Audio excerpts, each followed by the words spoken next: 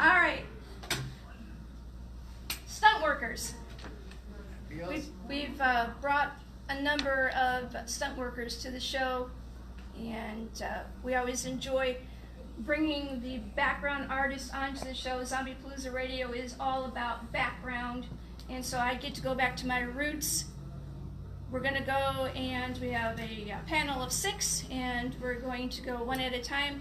We're going to have your name, a little bit of your background. I'm going to start here, and give me the project that you're on, a part of here this evening, and we're going to start. All right, you are? I'm Doug Christo.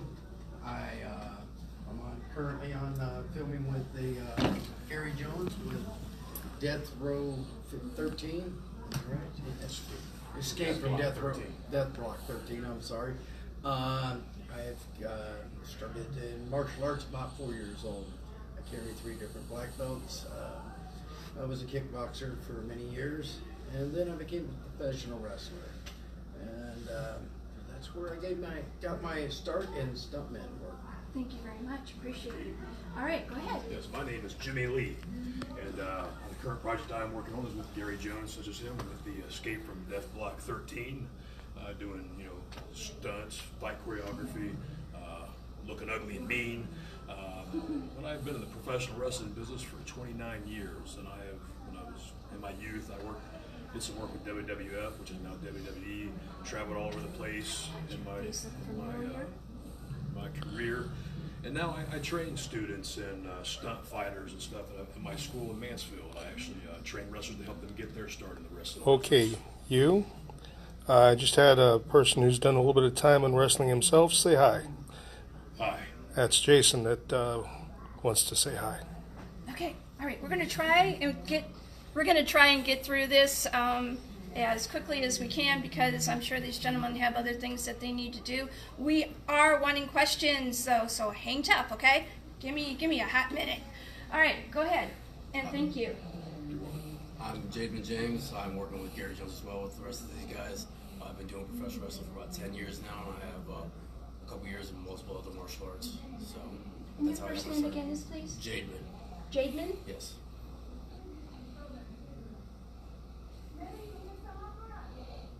How many years have you been in the business? Stunt business? Yes. I just worked on my first project. Ah, you're a noob. Noob. You look like you fit in. No? You liking what's going on here? Yeah, I do. All right. For sure. And you're also on Escape from Death Block 13? Yes, I am. Wonderful. Thank you so much. We're going to go to you. Yeah, my name is Mike Harper. Graduated high school in '91, and then I started professional wrestling and wrestled for 10 years. Moved away, but now I'm back, trying to get back into it again, and I'm currently working with Gary Jones 2 on this project 2 as a stunt.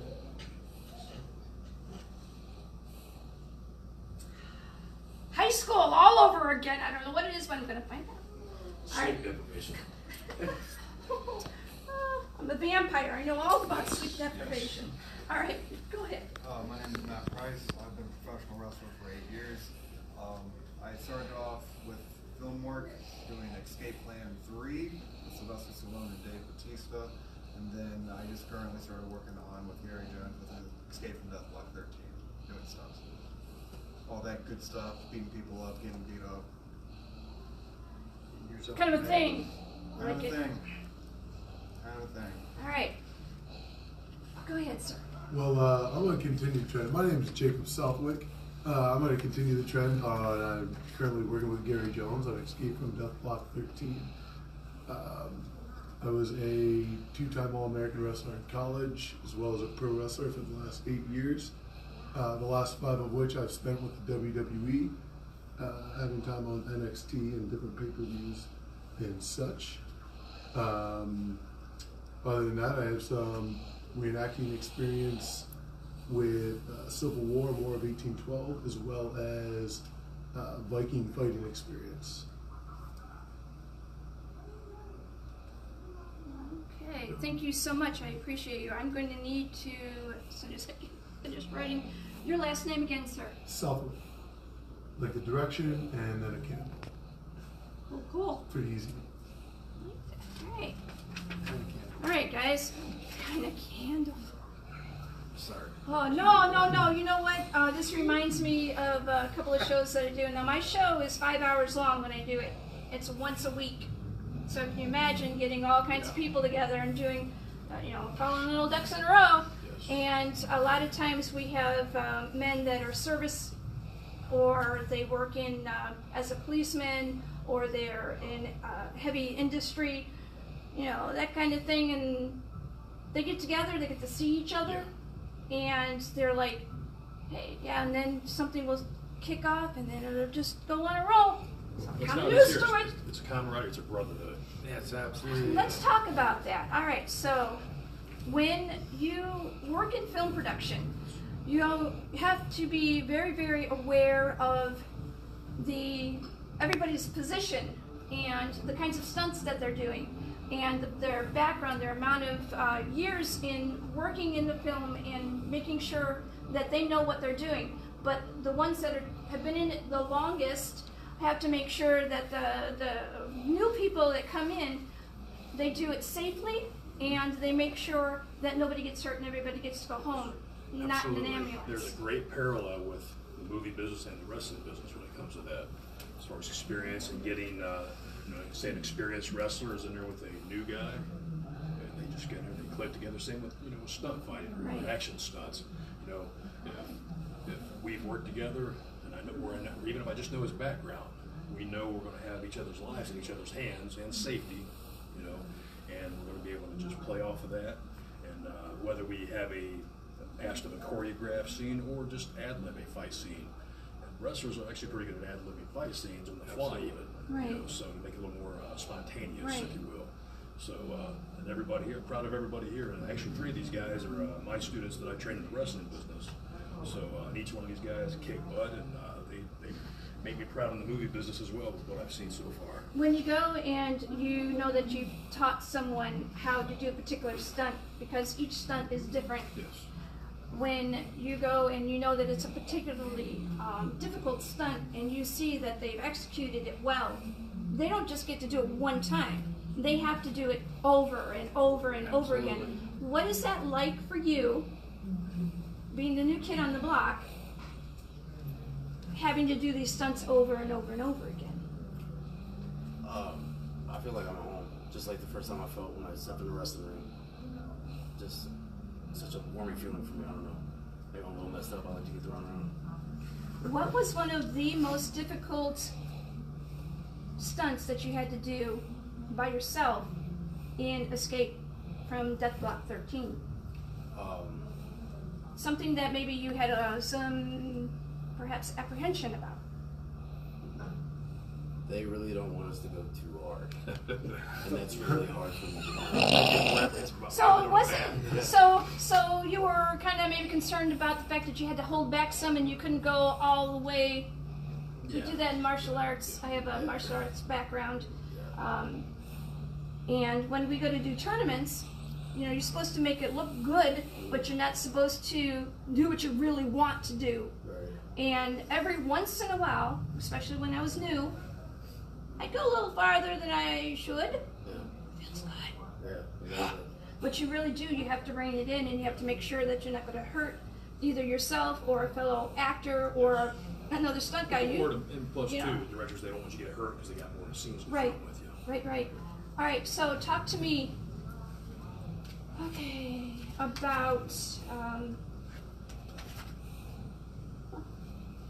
I have short-term memory loss, and so you're going to have to tell me your name again. Mark Harper. I took a lot of notes here, so. All right. There you go. Okay, so I just need to find out where I'm at on here, too. All right, so you've got 10 years experience Yes. in wrestling. Yes. Talk to me about what you draw the most from that experience in stunt work for this film. Oh, this is also my first film. Yeah, newbie. Yeah. It's a learning experience, and I'm doing the best I can. It's just a trip. what is it like to see yourself on a film? Oh, I Actually, love with it. the finished kind of. I love it. I just want to make the fans happy with my performance. So, Cool. All right, we're gonna go over to Gary. Matt. I'm all over the place on here. What did I do here? You do look like a Gary. All right, Matt Price. Yes. All right. See, I was listening. I just didn't know where I was at. All right. So Matt Price, I want you to give me a little bit more information about your background and why you actually got picked for this film. Honestly, I think it's because I'm an ugly looking guy. I look like I belong in prison.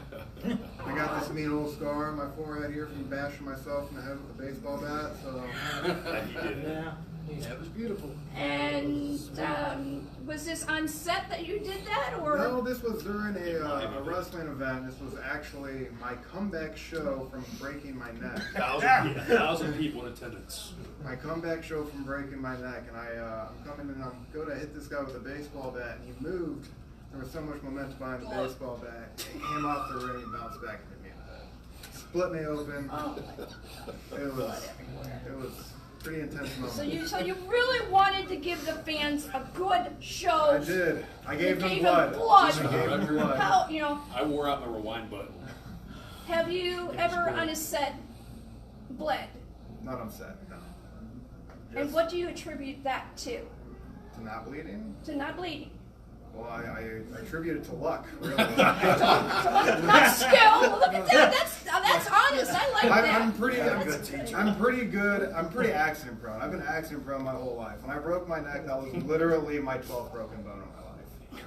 So I'm just used to it. So you like the broken bone? I guess. I just have a knack for it. Fever for it. Yeah. Should have drunk milk. I do. All right. With you and Bill. I really want to get this one right. Jacob, Southwick, Yep. like you can. All right. So you're a pro wrestler? I am. Talk to me a little bit about your skills and how you got involved in that and what that helps to bring to this film. So, like a lot of guys that are professional wrestling now, I grew up watching it. It's what I was addicted to. It was really like a huge driving factor in my life. And I actually started amateur wrestling because I thought they were the same thing. Thought I'd walk into my high school gymnasium and see a ring there. It's just not how it works. Right.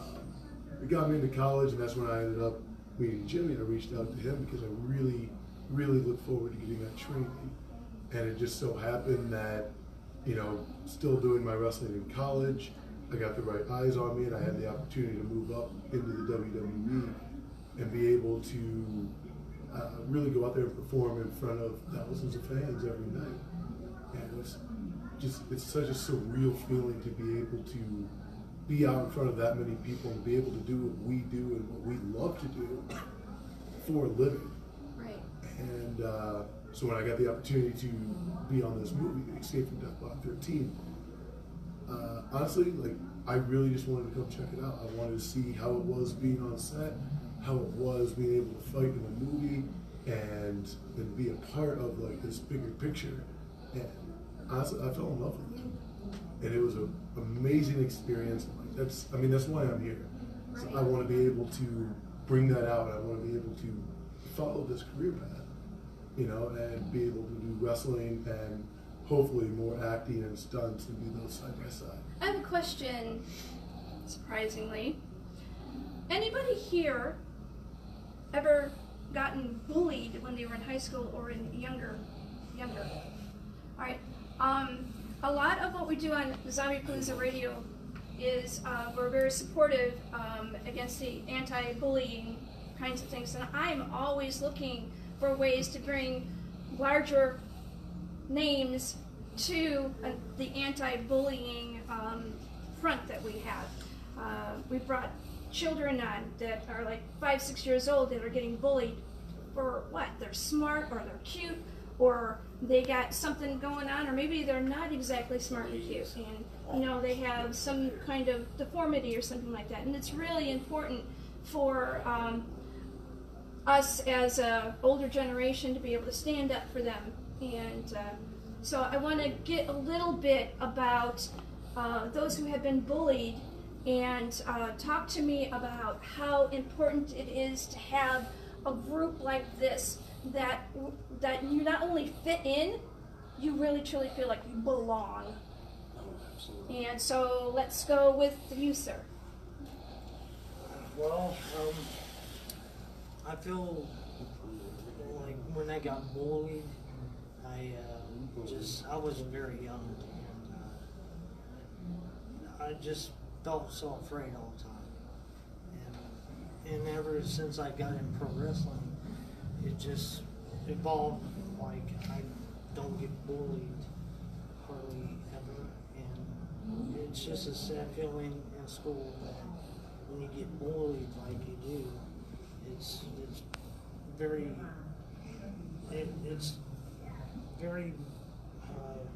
it gets to your mind. Yes. You know, It scars changes. you. It changes how you think. If you don't have someone that is very strong in your family structure, or someone inside the school itself to be able to help give you voice, then it can make you feel like you just want to crawl in a hole. Right. Yeah.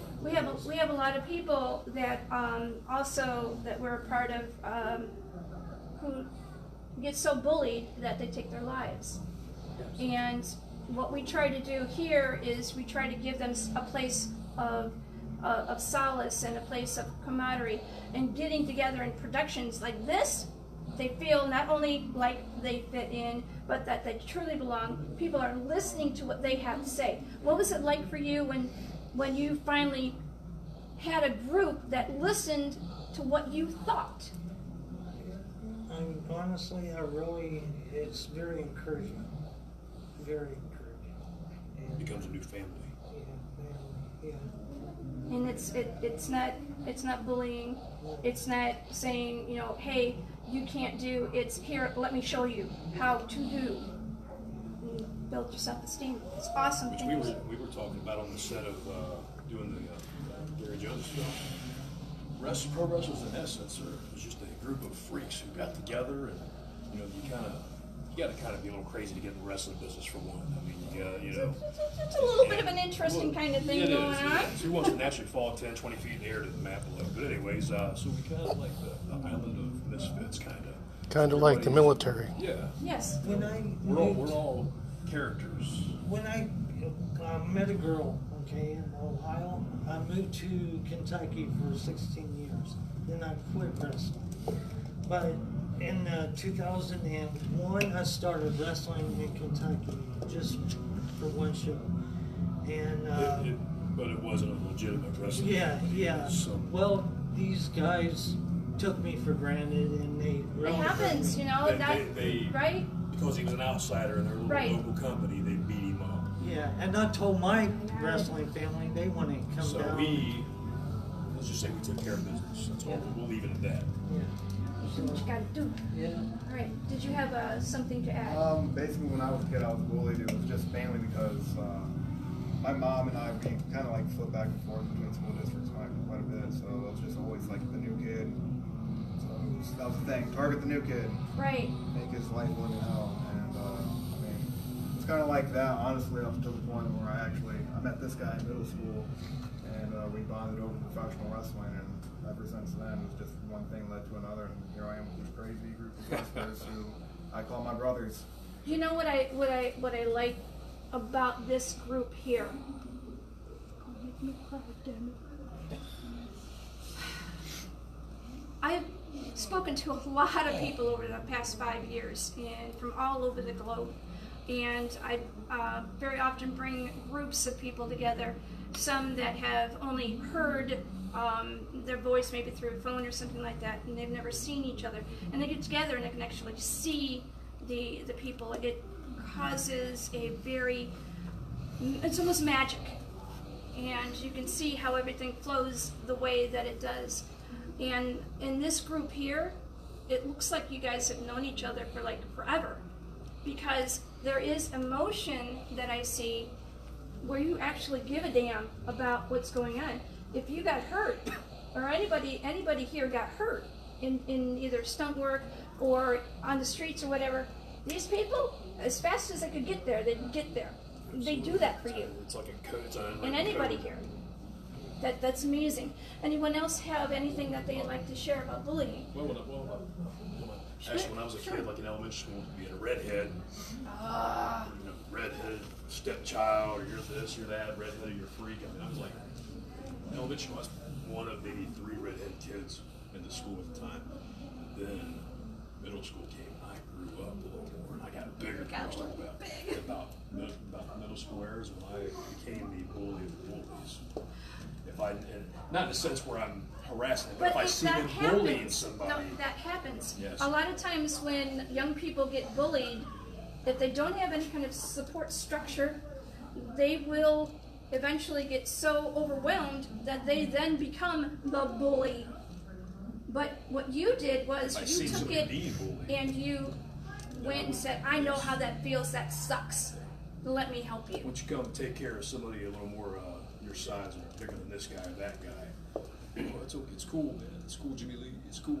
What was I don't know if you remember that far back, but what was it like for you when you actually stepped in for the first time and you helped someone? Yeah, it was just a one-room schoolhouse back then. No, I'm just kidding. The Pilgrims had just landed. We were still using the horse and buggy, that kind of thing. Dinosaurs were still crapping on the ground too. Yeah, and I don't remember names. I think one of the guys' names was Bill, but this is middle school. Right. And it's one of these flicking everybody's ears. These smaller classmates flicking their ears, especially in the wintertime. And ears are frigid anyway, and flicking their ears. So I was like, just gonna try to flick my ears. Maybe I will. I just held my head to the side, Right. and he went to come do it. I probably shouldn't. Right, like grab me by the throat, push it against the wall. Right. So now I want to try to flick my ears. Nope. Want to flick their ears again? Nope. A lot of times my husband says that the only way to be able to counteract a bully is to use force. Sometimes you Because sometimes you have to do that. Sometimes just yelling and screaming, sometimes a look is just not enough. And I know I was horribly bullied when I was in school. And there was one time, the girl that would bully me, she was way bigger than me, and about 6 inches bigger than me.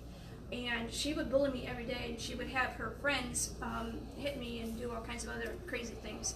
So one day, I had enough, and I went, she was standing in front of me, she's like right here, and I went, and I got this really sweet little look on my face, and I went like that. She leaned her face in a little further, and I went a little further, and I southpawed her from the bottom and knocked her into the lockers, like many times that she would do to me.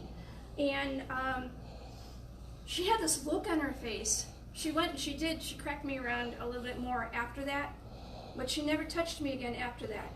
And she came up to me a couple days before we graduated from that particular school, and she said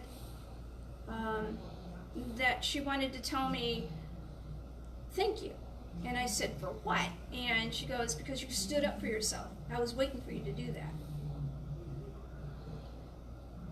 That story's never been told. And I only told that story because I know that there are people here that have been cracked and knocked around, so they understand they're like my peers. All right, so you. I was never bullied.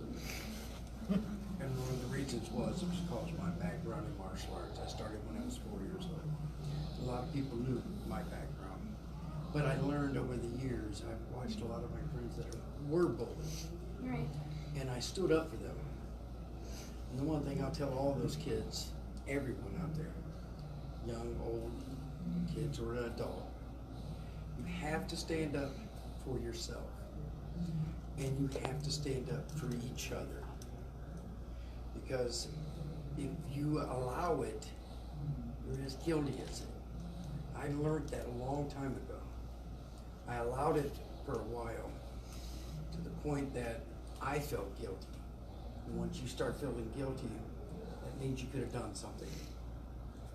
And I took it upon myself to start doing things. Thank you. And that's all that needed to be done. Stand up for each other. What continues is what, or what you allow to continue. Okay, my camera guy tells me he's running out of time, so we're going to give a big shout out for Escape from Death Block 13. I want you to all say Death Block 13 all at once. And we can check you out, right? Stand from the side and get them in there like that. Alright. Death Block 13.